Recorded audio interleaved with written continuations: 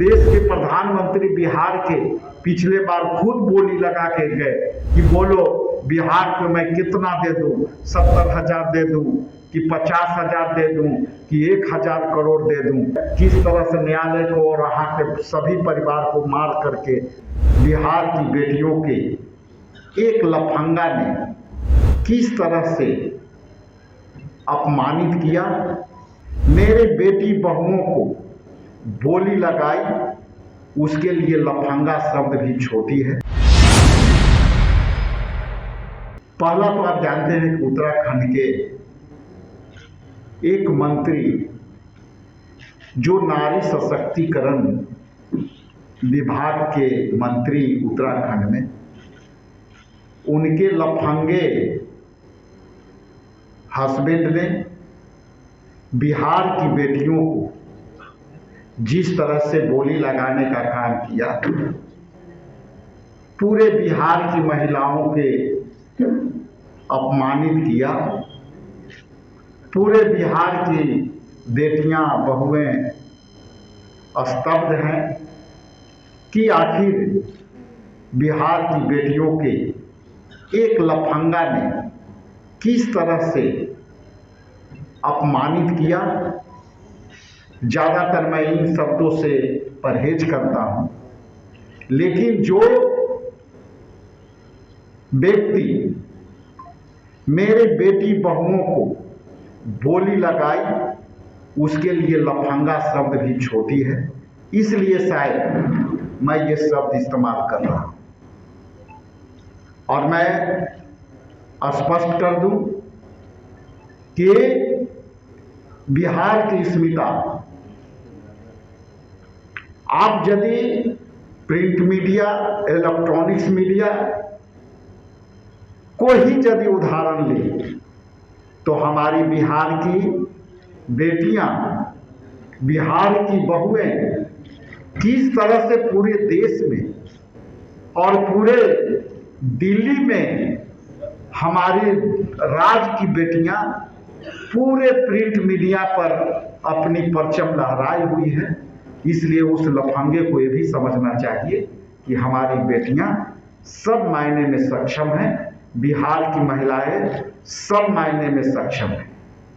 दूसरा मैं स्पष्ट कर दूं कि बिहार में से पूरे देश में आईएएस, आईपीएस, पायलट, सेना में, पुलिस में, बिहार के पुलिस में जिस तरह से बिहार की महिलाओं ने अपनी योगदान दिया है, शायद वो भूल गए कि बिहार की बेटियों की कितनी ताकत है। इसलिए मैं प्रधानमंत्री के उस वक्तव्य को याद दिलाना चाहता हूं कि प्रधानमंत्री जिस तरह से कहते हैं कि बेटियों, बेटी पढ़ाओ, बेटी बचाओ, आज ये स्पष्ट हो गया है कि भाजपा के नेताओं से ही हमारी बेटियों की खतरा हो गई है और हमारी बेटियों की अपमानित करने की काम कर रही है, बिहार की बेटियों को अपमानित करने की काम कर रही है। इसलिए बिहार प्रदेश कांग्रेस कमेटी ये निंदा करती है कि हमारी महिलाओं को कमजोर ना समझे, बिहार को कमजोर ना समझे। हम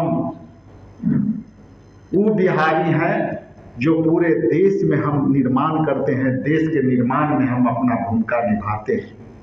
चाहे लेकर के आप मजदूर से लेके, ठेकेदार से लेके, बिल्डर से लेके, हम देश के बनाने का काम करते हैं। आज महाराष्ट्र, हरियाणा, पंजाब में बनाने में हमारी बिहार के मजदूरों के भी अहम भूमिका रही है। इसलिए वो ये न भूलें कि बिहार की भूमिका कैसी रही है। हम पूछना चाहते हैं आपके माध्यम से कि आज बिहार की बेटियों को बोली लगाई गई, माननीय प्रधानमंत्री जी को नींद कैसे आ रही है और इस पर उनकी प्रतिक्रिया क्यों नहीं आ रही?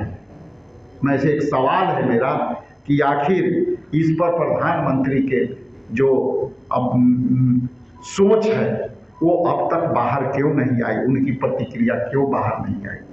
बिहार के माननीय मुख्यमंत्री जो एक महिला के हिजाब खींचकर और कई महिलाओं के बारे में वो कहते हैं कि हम बिहार में महिलाओं को सम्मान दे रहे हैं, लेकिन बिहार के मुख्यमंत्री अब तक क्यों इस पर उनकी कोई प्रतिक्रिया नहीं आई है।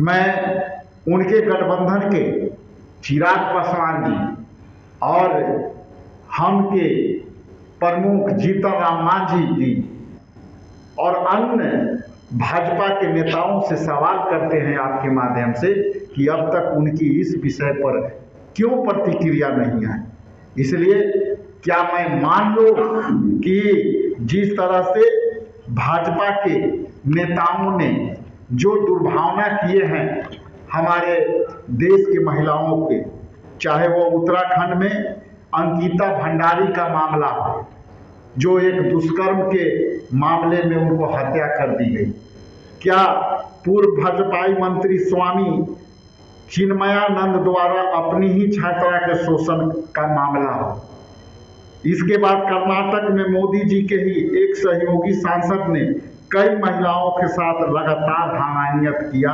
बावजूद इसके मोदी जी इसके लिए वोट मांगते रहे। मोदी जी के अपने ही संसदीय क्षेत्र बनारस स्थित बीएचयू के छात्राओं के साथ भाजपाई आईटी सेल के नेता ने जो है हमायत किया। भाजपा के पूर्व सांसद ब्रिजभूषण शरण सिंह द्वारा दुर्व्यवहार के खिलाफ देश के मेडल लाने वाली सैकड़ों बेटियों ने जो है अपनी जो है संघर्ष दिखाया, अपनी बातें कहे, लेकिन उस बात से भी मोदी सरकार अपनी मुंह छुपाती रही। इसलिए मैं जो है ऐसे दर्जनों मामले हैं जिसमें भाजपा नेताओं ने सरेआम हमारी बहनों और बेटियों की जो है अपमानित करने की कोशिश की है।